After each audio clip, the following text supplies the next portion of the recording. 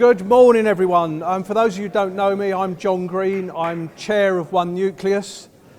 So welcome to this year's hybrid meeting on Helix 2022. And I think you both all agree that in today's climate, having both in-person and digital versions of the meeting are certainly a good way of maximising involvement. So the past 2 years have brought unprecedented changes and unpredictability in the life sciences as the world collectively navigates to whatever the next normal is. It's been another tumultuous year, and since the last on Helix, with significant positive activity in the life sciences sector. Someone said to me the other day that it's raining seed funds at the moment, with companies such as Spirea and Cardiotech, both Cambridge University spin-outs, recently announcing their successful seed funds. However, I think, as I was talking at the dinner last night, follow-on funding is actually becoming a bit more challenging. I think everybody agrees with that. So challenges to be overcome. There's also major acquisitions being announced all the time, including this week's news that AstraZeneca have taken over Teneo2 with a deal worth up to $1.27 billion, quite significant in anybody's book.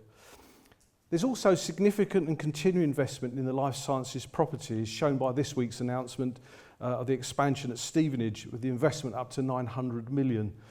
So the success story continues unabated. I've actually known about the Stevenage thing for about 18 months, but I've had to keep mum because I'm on the board of the Stevenage Bioscience Catalyst. It's been quite difficult because it's really exciting news. Encouraging, there's been lots of political support for the sector, with the ambition of the UK to become a sort of science superpower. For instance, in March, Her Majesty's Government announced the £260 million worth of investment in life sciences manufacturing, with 200 million of the funding to invest in digital capabilities, in clinical trial services and helping researchers better access NHS data through the trusted research environment. And a further 60 million will be available to support commercial scale manufacturing investments by companies. So you can see that there's still a significant amount of activity in the sector. You're bound to be aware that national bodies such as the BIA, ABPI, ABHI and others quite rightly expend significant resources lobbying the relevant government bodies to ensure this journey of continued success continues. Unfortunately, of course, world events do not help us to thrive. The ongoing conflict in Ukraine has a multitude of side effects affecting our ability to operate. Supply chain shortage is one aspect. The spiralling energy and transport costs as a resulting in potential financial crunch for many of our members and suppliers and the wider life science community. As we all deal with these consequences, resulting in a whole heap of rising operating costs. And as a COO of a company, it becomes on my desk to sort it out. All companies are also facing huge challenges in recruitment of staff in most disciplines, but especially in the areas of AI and machine learning. I'm not going to mention the B word, so don't worry. This shortage of talent, coupled with the chronic lack of R&D space for growth, is creating quite big problems for the burgeoning companies, especially in the major clusters. And before you ask, no, I don't have the answers to these issues, but Nucleus can help you there. Collaboration is one of the key elements in the success of not only of Nucleus, but a lot of our members as well. When requests are received, Nucleus works tirelessly with our members using this collaborative approach in support of important work to collate and feedback our members' views to those national bodies that were mentioned earlier, and they in turn can lobby Her Majesty's Government.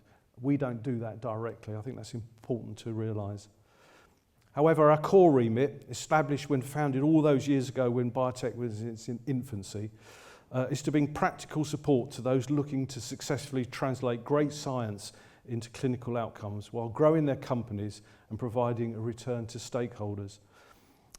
This firmly remains the case today. We've sort of re-examined what we do and we're concentrating on that wholeheartedly.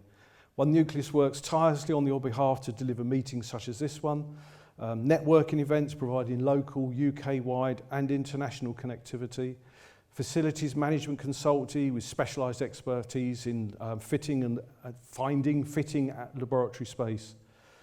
We help companies save operating costs via the purchasing scheme and other discount deals. Our extensive and burgeoning training portfolio helped develop these teams alongside special interest groups like the very popular HR group. There's a myriad of activities that One Nucleus provides to support your company as they strive to succeed. So please take advantage of all we have on offer. Look at the website, take the opportunities provided, especially the ones where we have fun, summer barbecue coming up soon. And if you could think we could do more, please tell us. We're here to help. So that's all from me this morning. I'm going to hand back to Tony, who will kick off today's activities. Thank you very much and welcome.